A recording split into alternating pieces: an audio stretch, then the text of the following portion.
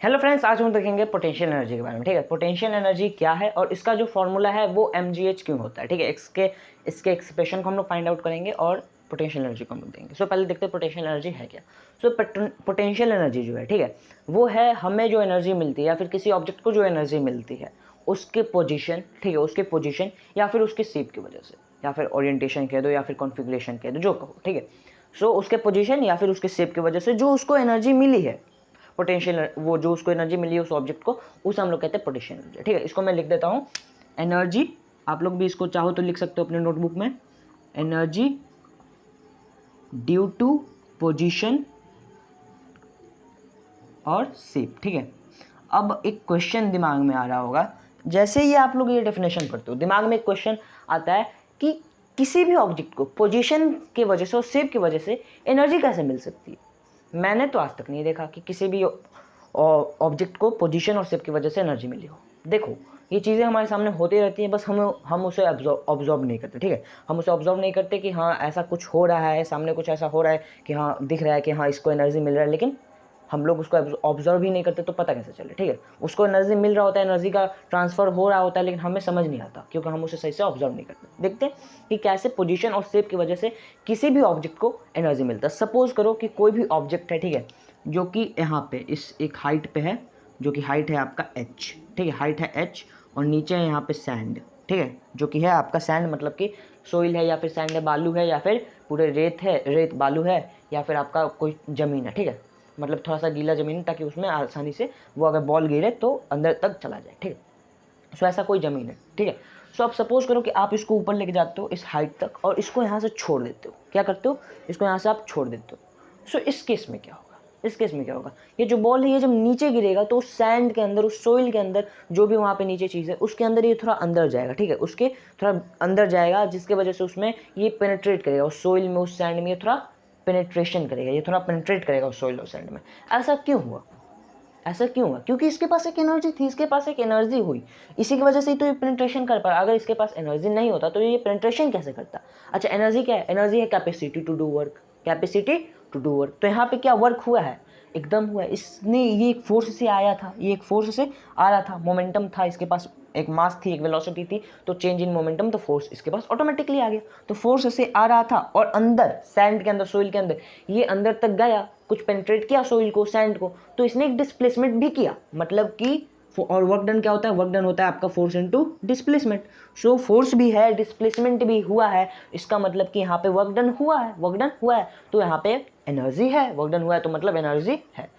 ये जो एनर्जी आई है, आप लोग देख सकते हो कि यहाँ पे इसका थोड़ा चेंज किया हमने पोजीशन, यहाँ पे इसकी थोड़ा हाइट हमने बदल दिया, तो इसके पास एक एनर्जी आ गया। ठीक है, इसके पास एक एनर्जी आ गया। अब आप क्या करो, इसका हाइट थोड़ा छोटा कर दो। ठीक है, थोड़ा सा इसका हाइट मान लो यहाँ पे आप कर देते हो। ठीक है, यहाँ पे आप इसका हाइट कर देते हो, हाइट h2, ये h1 इसको मान लेते हैं, इसको h2। ठीक है, तो अब इस हाइट पे जब आप इसको कर दोगे, यहाँ से जब आप इसको छोड़ोगे, तो जितना पहले बार इसने पेनिट्रेशन किया होगा, ठीक है, जितना इसने पहले बार में पेनिट्रेशन किया होगा उससे अब थोड़ा कम पेनिट्रेशन करेगा। इस केस में ये थोड़ा कम पेनिट्रेशन करेगा। ऐसा क्यों हुआ, ऐसा क्यों हुआ? क्योंकि इसके पास थोड़ा फोर्स कम हो गया। इसके पास क्या हुआ? फोर्स कम हो गया। इसकी हाइट कम हो गई तो इसका फोर्स कम हो गया, इसका मोमेंटम कम हो गया, जिसकी वजह से ये कम पेनिट्रेशन किया। आप लोग यहाँ पे देख रहे हो, यहाँ पे पोजीशन की चेंज की वजह से, पहले ये पोजीशन यहाँ पे था, दूसरे बार में पोजीशन, सॉरी, पहले यहाँ पे था, दूसरे बार में यहाँ पे हुआ, तो पोजीशन का जहाँ चेंज हो गया, वहाँ पे क्या हुआ? वहाँ पे आपका जो एनर्जी है, वहाँ पे एनर्जी का भी चेंज हो गया। एनर्जी का चेंज हुआ तभी वर्क डन का चेंज हुआ। ठीक है, आपका पोजीशन चेंज हुआ तो आपका एनर्जी भी चेंज हुआ। आप लोग ये देख रहे हो। यहाँ पे इस पोजीशन की चेंज होने की वजह से आपका एनर्जी भी चेंज हो रहा है। ये तो आपने पोजीशन के केस में देखा कि हाँ भाई, हमने पोजीशन के केस में देख लिया। अब हमें शेप के केस में एक एग्जाम्पल, तो शेप के अभी हमें एक एग्जाम्पल चाहिए, तभी हम समझ पाएंगे शेप को। देखते हैं, शेप को समझो कि ये समझ लो कि आपका एक स्प्रिंग है। ठीक है, आपका ये स्प्रिंग है, ये आपका उसका नेचुरल लेंथ है इस स्प्रिंग का। ठीक है, और ये थोड़ा कंप्रेस्ड स्प्रिंग है, इसको हमने थोड़ा ऐसे दबा के रखा एक हाथ से।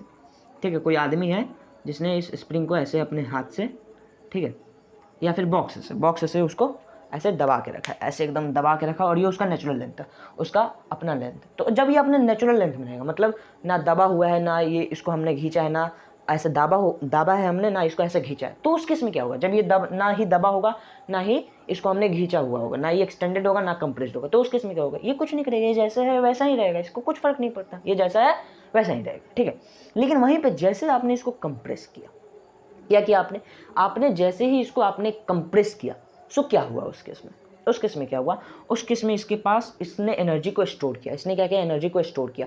इसका शेप यहाँ पे चेंज हुआ, यहाँ पे इसका नेचुरल लेंथ से इसका ये कंप्रेस्ड लेंथ हुआ, तो इसका शेप चेंज हुआ। अब जब इसको आप छोड़ोगे, ठीक है, क्या आप इसको जब छोड़ोगे, सो उस केस में क्या होगा, ये आपको थोड़ा ये बाहर जाएगा, ये क्या करेगा, ये बाहर जाने की कोशिश करेगा या वहाँ से बाहर जाने की कोशिश करेगा। सो इसने एक वर्क, एक डिस्प्लेसमेंट किया, फोर्स इसके पास था, इसने एक डिस्प्लेसमेंट किया, वर्क डन यहाँ पे भी हुआ। सो यहाँ पे भी वर्क डन हुआ, तो एक एनर्जी लगी, हमें ये दिख रही है कि एनर्जी हुआ, एनर्जी लगा। सो यहाँ पे जैसे हमने नेचुरल लेंथ से कंप्रेस्ड लेंथ पे हम गए, हमने जैसे इसका शेप चेंज किया, क्या किया हमने, इसका जैसे हमने इसका शेप चेंज किया, इसके साथ क्या हुआ, इसके पास एक एनर्जी आ गई, इसके पास क्या आ गई, एनर्जी आ गई। सो शेप चेंज के होने की वजह से एनर्जी में भी चेंजेस होते हैं, शेप चेंज के होने की वजह से एनर्जी में भी चेंजेस होते हैं। पोजीशन से कैसे एनर्जी में चेंज हुआ आपने देखा, शेप से कैसे एनर्जी में चेंज हुआ ये भी आपने देखा। एक और एग्जांपल लो, एक और एग्जांपल लो, आप लोग तीर धनुष लो, तीर धनुष होता है। सो तीर धनुष में जब तक तीर धनुष के प्रत्यंचा पे है, ठीक है, जब तक तीर धनुष के प्रत्यंचा पे है तब तक तो तीर आगे नहीं बढ़ेगा, तब तक तीर आगे नहीं बढ़ेगा। आप थोड़ा प्रत्यंचा को थोड़ा पीछे खींचो, जो वो रस्सी होती है उसको हम लोग प्रत्यंचा कहते हैं, तो उसको थोड़ा आप पीछे खींचो, ठीक है, और फिर उसके बाद तीर को छोड़ दो, क्या करो, तीर को छोड़ दो। सो तीर क्या होगा, एक बहुत ही तेजी से वो आगे जाएगा। ऐसा क्यों हुआ, क्योंकि शेप आपने उसको चेंज किया, आपने उस रस्सी का, आपने उस प्रत्यंचा का आपने शेप चेंज किया, जिसके वजह से तीर के अंदर एक एनर्जी स्टोर हो गई, ठीक है, एनर्जी स्टोर हो गई, जिससे वो आसानी से आगे चला गया, एनर्जी स्टोर हुई जिससे उसका वर्क डन हुआ तो वो आगे चला गया, एनर्जी की वजह से वर्क डन हुआ। आप लोग यहाँ पे आप लोग एक चीज़ देख रहे हो कि जितना ज़्यादा एनर्जी हो रहा है उतना ही ज़्यादा वर्क डन भी हो रहा है, ठीक है। यहाँ पे देखना, क्योंकि यही कॉन्सेप्ट से हम लोग निकालने वाले हैं mgh, ठीक है, इसका जो फॉर्मूला है, इसका जो हमारा फॉर्मूला है mgh, ये इसी कॉन्सेप्ट से निकलेगा। कैसे निकलेगा उस समय भी देखेंगे, लेकिन यहाँ से भी आप लोग देखते चलो, ठीक है। तो आपने यहाँ पे देखा कि पोजीशन और शेप की चेंज होने की वजह से क्या हुआ, एनर्जी में भी चेंजेस हुए। एक और एग्जांपल लेते हैं पोजीशन के लिए, शेप के लिए हमने दो एग्जांपल्स लिए, एक तीर धनुष वाला और एक ये स्प्रिंग वाला। पोजीशन के लिए भी हम लोग दो एग्जांपल्स ले लेते हैं, एक तो ये ले लिया हमने, ये बॉल वाला कि बॉल को ऊपर नीचे कर सकते हैं, तो एक ऐसा हो सकता है। एक और एग्जांपल, आप कभी किसी और ऐसे जगह पे जाना जहाँ से ऊपर से पानी गिर रहा है, ठीक है, ऊपर से रेनफॉल, वो वाटरफॉल जहाँ पे होता है, नाइग्रा फॉल्स या फिर अलग अलग जगहों पे अलग अलग जो फॉल्स होते हैं, ठीक है, तो वहाँ पे जो फॉल होता है, वाटरफॉल होता है, वहाँ पे थोड़ा जाना। सो क्या होता है, वाटर वहाँ पे ऊपर जब होता है तो थोड़ा धीमा स्पीड से आता है, लेकिन जब नीचे आता है तो उसके स्पीड बहुत ही तेज़ होते हैं, और जब नीचे आता है तो बहुत ही टकराव वहाँ पे क्या करता है, वहाँ पे अगर बहुत ही पत्थर होते हैं, थोड़े छोटे छोटे पत्थर, तो उसको तोड़ने तक की उसके पास शक्ति होती है, ठीक है, उसको तोड़ने तक की शक्ति होती है, इतना उसके पास फोर्स होता है, ठीक है। तो यहाँ पे आप क्या देख रहे हो, यहाँ पे क्या हो रहा है, पोजीशन के चेंज होने की वजह से क्या हो रहा है, पहले वो हाई पोजीशन पे था, फिर लो पोजीशन पे है, पोजीशन के चेंज होने की वजह से उसके अंदर एनर्जी ज़्यादा आ रही है, ज़्यादा एनर्जी होने की वजह से वो तोड़ पा रहा है उस पत्थर को, ठीक है, वो उस पत्थर को तोड़ पा रहा है। सो ज़्यादा एनर्जी होगा तो ज़्यादा पोजीशन चेंज होगा, तो जो हमारे पास ज़्यादा एनर्जी होगा, जितना ज़्यादा पोजीशन चेंज होगा उतना ही ज़्यादा एनर्जी होगा, समझ गए, बहुत अच्छे। अब इसी से हमारा निकलेगा क्या, इसी से हमारा निकलेगा ये जो फॉर्मूला है mgh, ठीक है, ये पोटेंशियल एनर्जी का जो फॉर्मूला है mgh, ये हमारा निकलेगा। लेकिन इसको निकालने से पहले हमें पोटेंशियल एनर्जी को, एक और चीज़ें हमें पोटेंशियल एनर्जी की देखनी होगी, वो क्या है, पोटेंशियल एनर्जी जो है इसको हम लोग दो भाग में बांट सकते हैं। क्या कर सकते हैं, पोटेंशियल एनर्जी को हम लोग दो भाग में बांट सकते हैं। कैसे, ये जो हमारा पोटेंशियल एनर्जी है इसको हम लोग दो भाग में कैसे बांट सकते हैं। अब देखो, आपने यहाँ पे उस समय से देखा, मैं उस समय से बोल रहा हूँ कि पोटेंशियल एनर्जी आता है पोजीशन और शेप की वजह से, पोजीशन और शेप की वजह से। यही चीज़ है कि पोजीशन और शेप के बेसिस पे हम लोग इसको दो भाग में बांट सकते हैं। एक है ग्रेविटेशनल पोटेंशियल एनर्जी, क्या है, एक ग्रेविटेशनल पोटेंशियल एनर्जी, और दूसरा है आपका इलास्टिक पोटेंशियल एनर्जी। आपका दूसरा है क्या, इलास्टिक पोटेंशियल एनर्जी, ठीक है, ये आपके दो एनर्जी हैं। सो ग्रेविटेशनल पोटेंशियल एनर्जी आपके पोजीशन को बताता है, ठीक है, आपके पोजीशन से कि पोजीशन चेंज होने का तो आपका कितना पोटेंशियल एनर्जी बढ़ेगा कितना घटेगा, ये उस चीज़ को बताता है, पोजीशन वाले पोटेंशियल एनर्जी को। और ये शेप वाले को बताता है, इलास्टिक पोटेंशियल एनर्जी शेप वाले पोटेंशियल एनर्जी को बताता है। उम्मीद है आपको समझ में आ रहा हो, ठीक है। सो इलास्टिक पोटेंशियल एनर्जी, ठीक है, इसको हम लोग बाद में देखेंगे, इसको मतलब नापने का भी कोई फार्मूला नहीं है, ठीक है, इसको कोई नापने का फार्मूला नहीं है। जो फार्मूला यूज़ होता है वो ग्रेविटेशनल पोटेंशियल एनर्जी के लिए यूज़ होता है।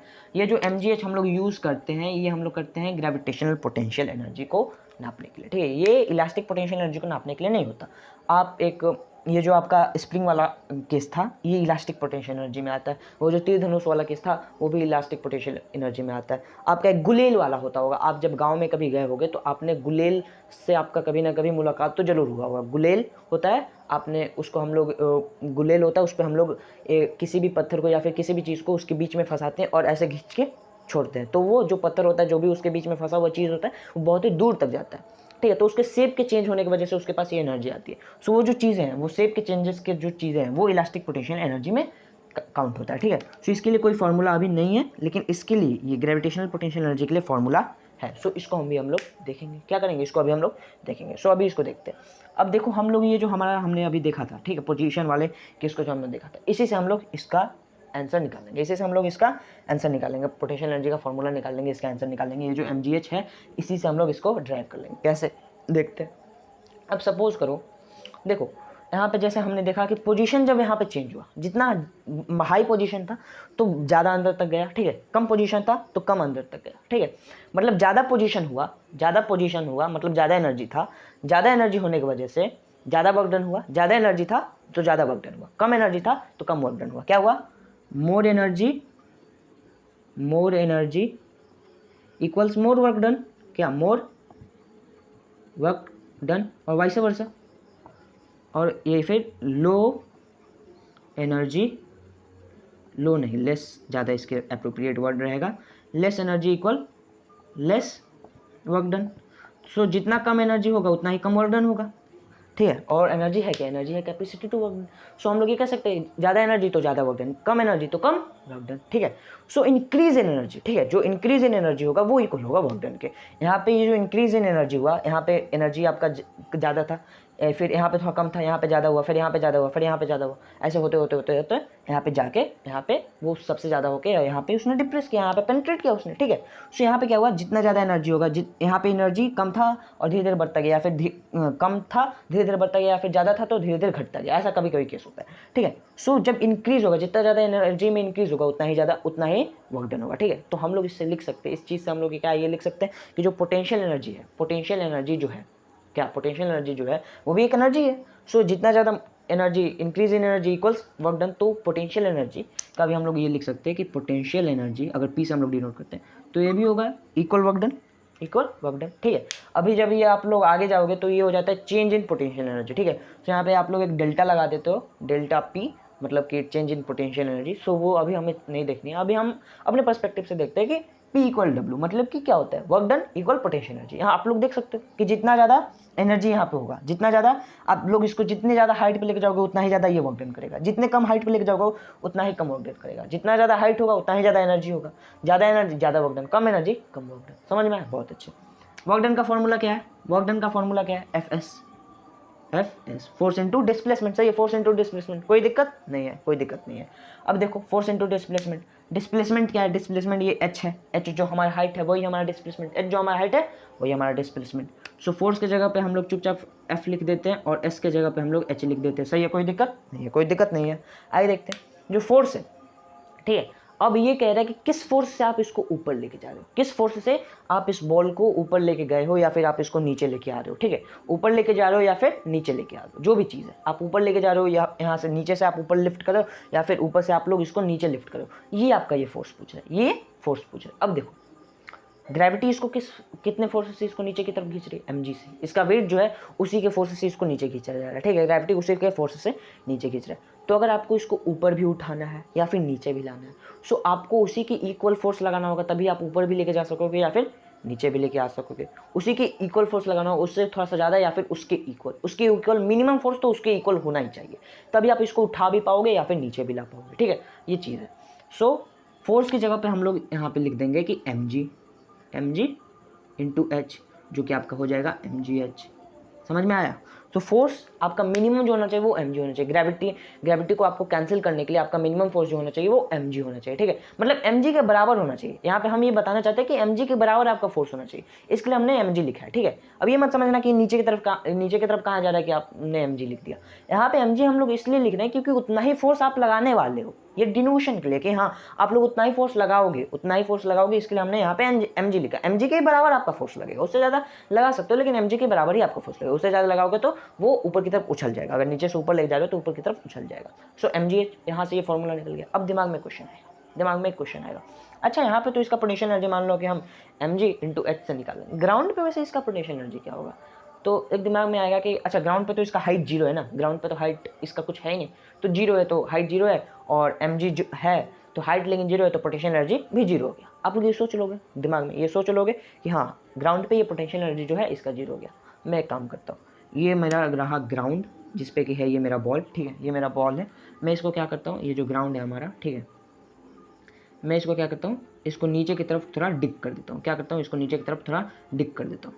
ऐसे जो ये ग्राउंड है इसको नीचे की तरफ डिग कर देता हूँ। जितना मिट्टी आया है यहाँ पे इसके बगल में रख देता हूँ, ठीक है, यहाँ पे बगल में मिट्टी रख देता हूँ। अब क्या हुआ इसके साथ, अब क्या होगा, यहाँ पे ये बॉल है और इसको मैंने डिग कर दिया कुछ हाइट h तक, कुछ हाइट h तक मैंने इसको डिग कर दिया, हाइट h तक मैंने इसको डिग कर दिया। अब क्या हुआ, अब इसका पोटेंशियल एनर्जी कितना होगा, अब इसका पोटेंशियल एनर्जी कितना होगा, अब इसका पोटेंशियल एनर्जी तो हम लोग निकाल सकते हैं क्योंकि इसका हाइट h तो है ना, इस पॉइंट से इसका हाइट h है, इस पॉइंट से इसका हाइट h है, तो अब इसके पास एक हाइट है। सो अब इसका हम लोग निकाल सकते हैं कि इसका जो पोटेंशियल एनर्जी होगा वो mgh, जो भी ये हाइट है, और mg मतलब जो भी इसका मास है, और ग्रेविटी मतलब एक्सेलरेशन ड्यू टू ग्रेविटी जो कि है 9.8 ले लो, या फिर 10 भी कहीं कहीं लिया जा सकता है। क्वेश्चन में अगर दिया है 10 तो 10 लो, नहीं तो 9.8 ज़्यादा बेटर ऑप्शन है, ठीक है। नहीं तो कभी कभी टीचर कट भी कर देते हैं कि आपने यहाँ पे 9.8 क्यों नहीं लिया, 9.8 क्यों नहीं लिया, आपने 10 क्यों लिया, ठीक है। सो 9.8 ज़्यादा बेटर ऑप्शन है। अगर क्वेश्चन में जब तक नहीं दिया हुआ है, 10 जब तक लेने के लिए नहीं दिया गया तब तक 9.8 ही लो, ठीक है। सो आपने यहाँ पे देखा कि यहाँ पे हमने सोचा था कि यहाँ पे तो जीरो हुआ पोटेंशियल एनर्जी, लेकिन यहाँ पे पोटेंशियल एनर्जी जीरो नहीं निकला। यहाँ पे जैसे हमने थोड़ा सा गड्ढा खोला, और हाइट h का गड्ढा खोदा, तो ये क्या हुआ, इसका पोटेंशियल एनर्जी mgh हो गया, ठीक है। सो इसके लिए क्या कहा गया है, इसके लिए कहा गया है कि जो ग्राउंड का जो पोटेंशियल एनर्जी है, ग्राउंड पे किसी भी ऑब्जेक्ट का जो पोटेंशियल एनर्जी है उसको हम लोग जीरो कंसिडर करते हैं। हमने कंसिडर किया कि यहाँ पे जीरो है, ठीक है। किसी और ने कुछ और कंसिडर किया होगा, किसी और ने कहा होगा कि नहीं इस जगह पे इसका पोटेंशियल एनर्जी जीरो होता है, इस जगह पे किसी चीज़ का पोटेंशियल एनर्जी जीरो होता है, किसी चीज़ ने कहा होगा, कोई और आदमी किसी और जगह को अपना रेफरेंस मान रहा होगा, पॉइंट ऑफ रेफरेंस किसी और जगह को मान रहा होगा। हमने पॉइंट ऑफ रेफरेंस ग्राउंड को लिया कि ग्राउंड पे जो पोटेंशियल एनर्जी होगा वो हमारा होगा जीरो। ग्राउंड को हमने अपना पॉइंट ऑफ रेफरेंस माना है। क्या माना है, अपना पॉइंट ऑफ रेफरेंस। यहाँ से ही हम अपने हाइट को देखते हैं, ठीक है। किसी भी चीज़ की हाइट को हम लोग ग्राउंड से ही नापते हैं कि हाँ ग्राउंड से उसका हाइट कितना है, ठीक है। फर्क नहीं पड़ता उसका हाइट किस जगह से कितना है, बस ग्राउंड से कितना है, इसे हम लोग को देखना, ठीक है। समझ में आया, चलो बहुत अच्छा। अब इसके बारे में सिर्फ अब एक इंपॉर्टेंट पॉइंट रहा, उसके बाद अब ये खत्म हो गया। पोटेंशियल एनर्जी क्या आपको समझ में आ चुका है, इसका फॉर्मूला mgh क्यों होता है ये भी आपको समझ में आ चुका है। बस अब एक छोटी सी बात रही है, वो क्या है, जो पोटेंशियल एनर्जी है वो इंडिपेंडेंट ऑफ पाथ है। इंडिपेंडेंट ऑफ पाथ मतलब ये क्या हो गया, ये क्या है इंडिपेंडेंट ऑफ पाथ मतलब इसको आप किसी भी डायरेक्शन से उठा के ले जाओ कोई फर्क नहीं पड़ता, ये इसका जो पोटेंशियल एनर्जी होगा उसमें चेंज नहीं होगा। सपोज जैसे कि यहाँ पे ये ऑब्जेक्ट है, ठीक है, ये ऑब्जेक्ट है, मैं इसको ऐसे उठा के लेके जाता हूँ तो इसका पोटेंशियल एनर्जी mgh होगा, mg इसके ऊपर जो इसका mg इसका जो वेट होगा, और h जो इसका हाइट होगा, ठीक है। अब सपोज करो कि मैं इसको ऐसे लेके गया, मतलब जिग जैग मोशन में, ठीक है, यहाँ से जिग जैग मोशन में ऐसे लेके गया, या फिर डायरेक्ट ऐसे लेके गया, या फिर ऐसे लेके गया, ठीक है। अभी आपको समझ में आ गया तो ये पिक्चर बिगड़ भी जाए तो कोई प्रॉब्लम नहीं है, ठीक है। तो ऐसे लेके गया या फिर ऐसे लेके गया, इससे फ़र्क नहीं पड़ता, या फिर जिग जैग मोशन से लेके गया, इससे कोई फ़र्क नहीं पड़ता। अगर ये मेरा मीन लेवल है, जो कि मेरा ग्राउंड लेवल हमने जिसको अपना मीन लेवल माना है, ये जो हमारा मीन लेवल है, इससे ये फाइनल पॉइंट का डिस्टेंस, ये जो फाइनल पॉइंट है हमारा f मान लो, ये फाइनल पॉइंट है, और ये है हमारा इनिशियल पॉइंट, ठीक है। ये है हमारा इनिशियल पॉइंट जो कि हमारा मीन लेवल का इनिशियल पॉइंट है। यहाँ से यहाँ तक की जो डिस्टेंस होगी h, मान लो डिस्टेंस जो h होगी वो मैटर करता है। आप किसी भी पाथ से लिख जाओ वो फ़र्क नहीं पड़ता, उसका आप लोग डिस्टेंस नहीं नापने जाने वाले हो, उसका हाइट आप लोग नहीं नापोगे, आप लोग हाइट नापोगे फाइनल टू इनिशियल पॉइंट का, ठीक है। फाइनल टू इनिशियल पॉइंट का जो हाइट होगा, मेन हाइट होगा, वो आप लोग नापोगे और उसी को आप लोग कंसिडर करोगे यहाँ पे, उसी को आप लोग यहाँ पे कंसिडर करोगे। सो यही एक चीज़ है कि पोटेंशियल एनर्जी जो है वो क्या है, वो इंडिपेंडेंट ऑफ पाथ है, वो इंडिपेंडेंट ऑफ पाथ है। उम्मीद है आपको समझ में आया होगा ये लेक्चर, ठीक है। उम्मीद है आपको ये लेक्चर समझ में आया होगा। मैंने अपनी पूरी कोशिश की कि मैं आपको अच्छे से समझा सकूँ, ठीक है। नहीं समझ में आया तो वीडियो को आप लोग पीछे करो, वापस से देखो, ठीक है, और अच्छे से देखो, और अगर नहीं समझ में आए तो फिर से देखो, और क्या कर सकते हैं, ठीक है। मिलता है अगले वीडियो में, तब तक के लिए जय हिंद।